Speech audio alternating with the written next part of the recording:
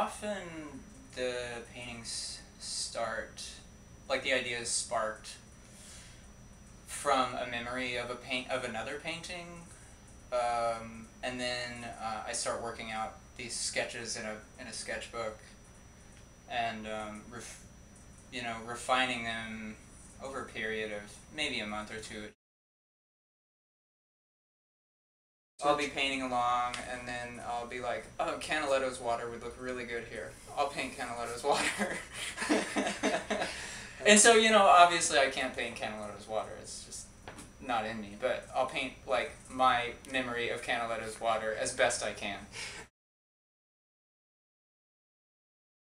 Returning to past drawings or returning to masterworks that I thought might have kind of some kind of way to unlock this problem this particular problem that I was facing. This one was based on it started life as the nymph, the chronic nymph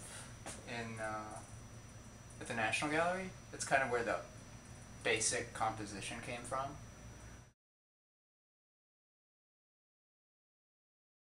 This painting is the would fit the bill as the expulsion painting, the first painting in the Joachim sequence, the first of 6.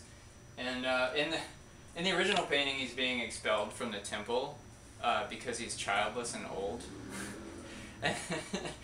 And I mean that's humiliating, to be expelled for that reason. But I don't know what that has to do with much narratively speaking with this painting, other than he's being expelled from maybe the bar at gunpoint, being cast out into the wilderness. The original painting is he's being cast out into the void, like Giotto left a void on the right hand side of the fresco. So Joachim was being thrust down into like this existential dilemma, right? And instead he's just going out to the woods, and he's far away from the Jefferson Building, which you can see from a parking lot here. The way that the pictures are made in cartoons, and the way that the pictures are made in Quattrocento or Trecento painting, early Renaissance painting, they're very much the same. There are all these planes that are kind of like hovering in front of one another and sliding back and forth, and so they seem married to me already, so.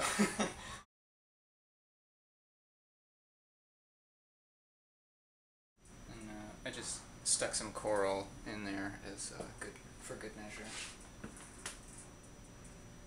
We haven't really changed that much as people. Like, we're not much more sophisticated than we would have been in the Renaissance, but the technology enables us to understand the same things differently. Like, with the organization of information and stuff like that is a lot different because of our technologies than it was then, but the problem still remains. How do we make sense of our world? So.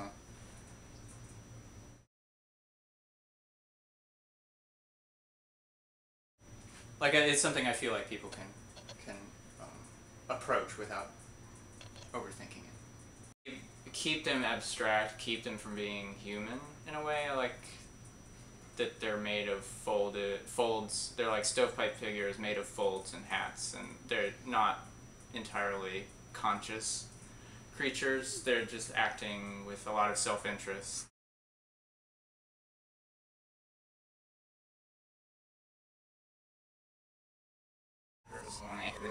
The way the panels are